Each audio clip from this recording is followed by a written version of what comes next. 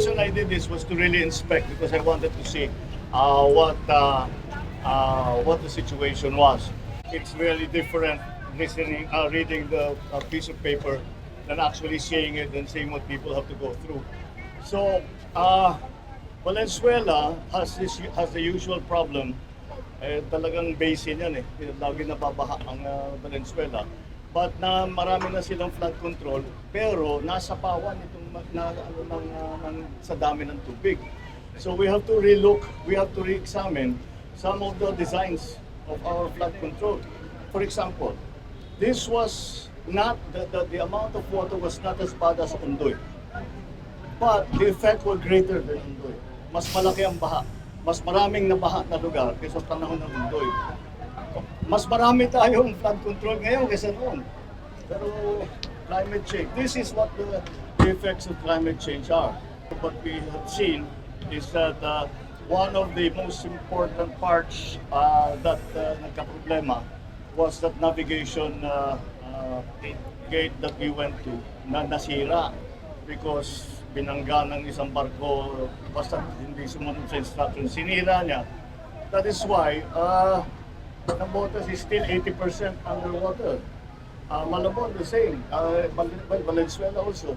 So we have to really look into that sort of thing. Yung pumping stations natin, marami na. Yun, nakaproblema lang. Sana matuto naman ng tao. Huwag kayong nagtatapon ng basura. Dahil yung basura, yun ang nagbara doon sa mga pump natin. Kaya hindi kasing effective na pwede. Dahil Navotas yung 81. In Valenzuela, I think they have 32. So marami na yung pumping station. Pero talaga, you have to put it somewhere. So yesterday, 12 o'clock was high tide. 12 o'clock noon, nag-high tide. Nagsabay-sabay, parang malakas ang ulan, tapos nag-high tide. So at least now I'm very clear about what the situation is. I will be going to inspect all the other areas when we can travel to see what else is needed in the other parts of the country that suffered flooding. Now, when I get back to the office, I will be putting together, now that I know what the situation is, where the areas are that need the most. We will be putting together already the release packages for the LGUs.